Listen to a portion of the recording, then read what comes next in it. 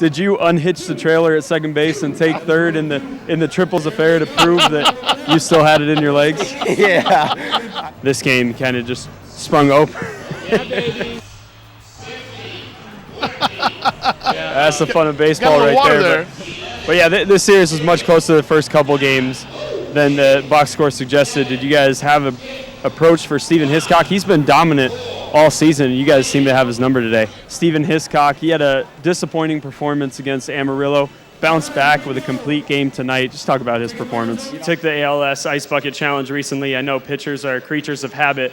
Will you be having your teammates dump a bucket of ice on you before every start now? No, definitely not. I didn't love that. I'll take an ice bath, but no chance till I need the extra ice dumped on my head. Well, I'm about to go take my ALS challenge up in the booth, so feel free to come pour it on me. Dan, back to you. Go now, sir. All right, here we go. Flips now. Oh! We're going to go for next one. All right, go again. Go again. Go again. You're still on. Yep. You're still on.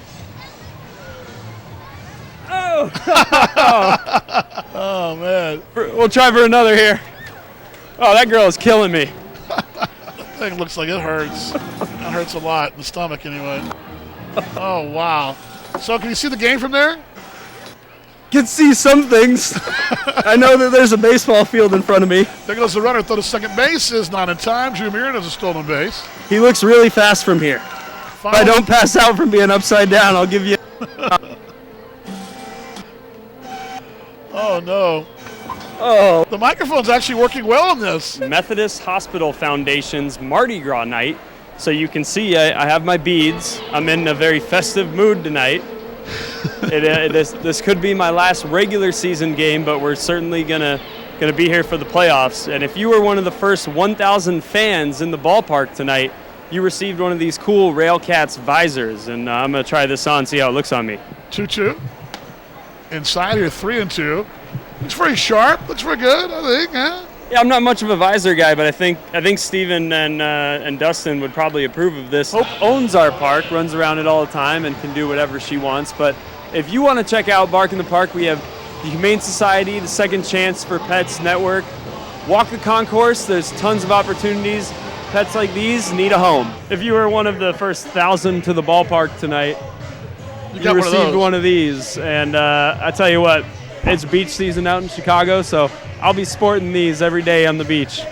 We were just talking in the break a moment ago. Those are very nice. Look very sharp, sir. Very sharp. Eric joined us now on the post-game show, and I think that a couple points of the ballgame. First, Kagan Hopkins was outstanding, but when we go back to that seventh inning, and we talked about at the time that they want Danny Pulfer to bring up Drew Martinez, and boy, did it backfire big time. Yeah, let's rewind. And I said, yeah, Danny Pulfer was hot a couple of weeks ago, but Drew Martinez has the most hits in the American Association. Why in the world would you put another guy on for the man with the most hits in the American Association? It makes no sense to me. He's now 38 hits away from the franchise record here in Gary.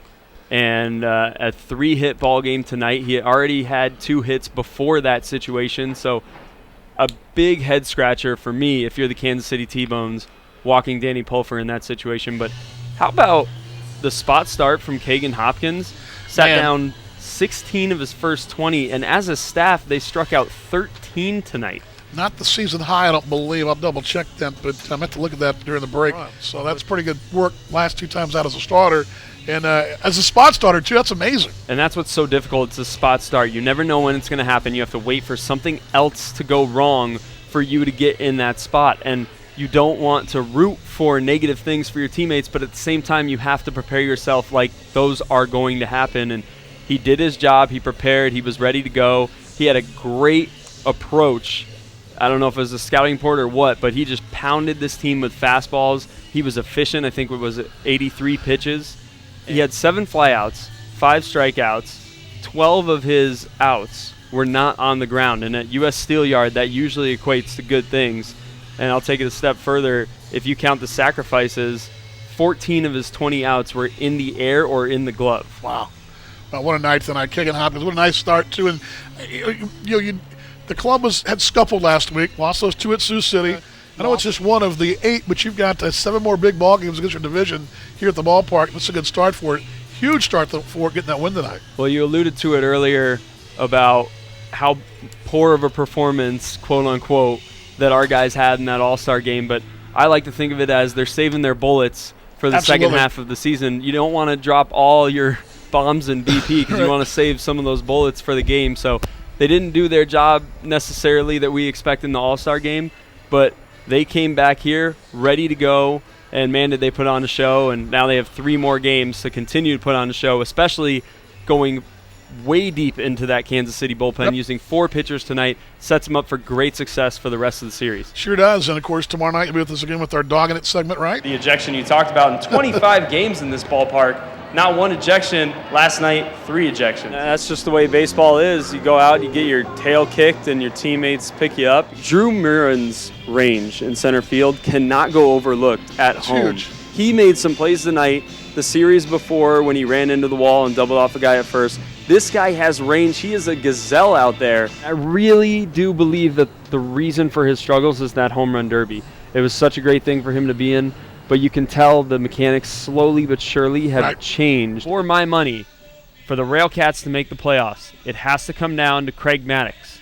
Can he turn it around at the plate? If he does, this team is a dangerous one. It's the 4th series in a row that you've taken, and although you lose today, the positives are Stephen Booyer gets a lot of confidence out of this start. You're all that you have on the road, and you have to come together, and it's an us against the world mentality. It doesn't make sense to not feel comfortable or need a change of scenery when you've been at home too long. But quite frankly, what we've seen this whole series doesn't make sense. There's been too many guys left on base. There's been a lot of shakeup. There's been so many injuries, and you're seeing his back shoulders dropping a little bit, and now he's really fighting himself in the dugout. At-bat to at-bat, he's just hoping that ball gets through the hole, whereas before he was trying to pound it off the wall. Hitters are putting you in a chance to win the ball game, and you can't avoid the massive inning. We're not even talking about a slight crooked number. We're talking about 6s, 7s, and 8s. If the bottom of the lineup can contribute, and you got guys like Danny Pulfer, who broke Mike Massaro's record for runs scored as a Railcat, so he is the leader. He knows how to come around. If you get Ryan Brockett on in front of a guy like that, in front of a guy like Drew Martinez, it's going to spell good things for your ball club down the stretch. I saw Drew Murin down in the dugout. He was in full uniform. He was walking around, and I asked him how he was feeling. He said, you know what, we thought it was an ankle or a shin. He said he fouled it off his knee, so it was just a precautionary thing, probably to reduce some swelling. Specialist Tonelli, did anyone know that you were coming home today? No, nobody knew. Oh, wow. How special is this moment to you? Extremely special. Specialist Mueller, I was a professional baseball player, took time away from my family, but that was only week to week. How do you get through being overseas for as long as you were? Great battle buddy like Specialist Tonelli here.